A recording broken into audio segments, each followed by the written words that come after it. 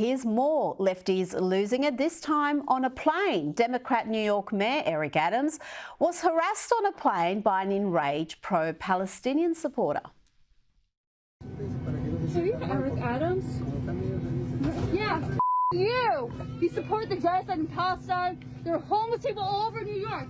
You're always partying. You don't actually care about the citizens of New York. Why are you even in Miami? You know there are people being arrested there. People are homeless in New York. People cannot afford food. You keep cutting the education budget so you can fund the police. That's all you care about, funding the police. Everything is underfunded because of you. Even the other passengers are fed up with this crap. That woman was told by the others to keep walking. You can understand why the mayor wants to escape to Florida. His city has become the epicenter of violent anti-Semitic protests, with the privileged kids and academics taking over Columbia University. Joining me now is freelance commentator and writer of the newsletter Holden Court, Drew Holden. Drew, Mayor Adams has repeatedly condemned the lawlessness and violence of these protests, but it must be said, these are his people. They're not wearing MAGA hats. They're not Republicans. This is his mob. That's right, Rita. You know, unfortunately, it seems kind of lost on him that these are his voters, right? These are the people who put him into office. And they're complaining about many of the same things, you know, maybe certainly not the Israel-Gaza stuff and some of the specifics, but the funding issues that Mayor Adams was supposed to come in and address, right? And so the fact that he doesn't seem to recognize that these aren't some disaffected other party, these are his people, and they're really mad at him, is a little bit mind-boggling. And these ugly protests at Columbia University, they've been going on for some time. They're still going. We've got members of the faculty joining hundreds of these protesters. Some of the faculty are even forming protective circles around the students to prevent police officers from reaching them and arresting them.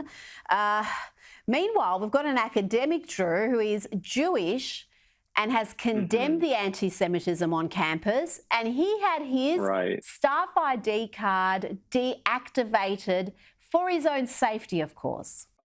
Over here, we got the COO of Columbia University, Mr. Cass Hallway. Wait, no, they have deactivated my card. They are not letting me on campus. Drew, Jewish students have copped terrible abuse. We've seen so much footage circulating of some of that abuse, thankfully, because X is a free platform where people can actually see what is happening. And we must note, Columbia isn't just any university, it's an Ivy League college. Tuition is around $66,000 US a year. That's more than 100,000 Australian dollars. And this is the sort of students they're turning out. These are the sort of academics, not that last gentleman, but the ones who have joined in this violent anti-Semitic protest. That's right. I mean, these are the future leaders of America, unfortunately, in many cases, right? This is one of the elite credentialing institutions across the country, across all sorts of things. I mean, Columbia, and one of the things I was thinking about is Columbia is also a big teachers college, right? It's one of the top ones in the city of New York.